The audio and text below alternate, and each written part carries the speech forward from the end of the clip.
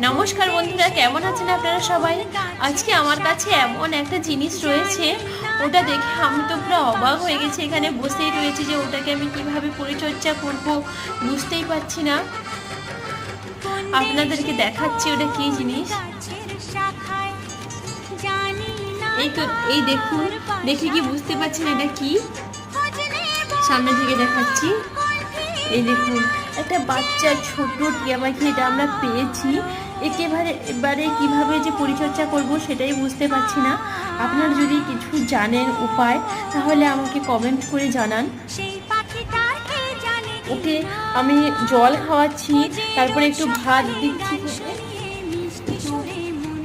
ভাত করেছে ওর জন্য ওকে দিচ্ছি। ও তো কিছুই খেতে পারছে না। হ্যাঁ, এই যে একটু একটু করে ওর মুখে ঢুকিয়ে দিলে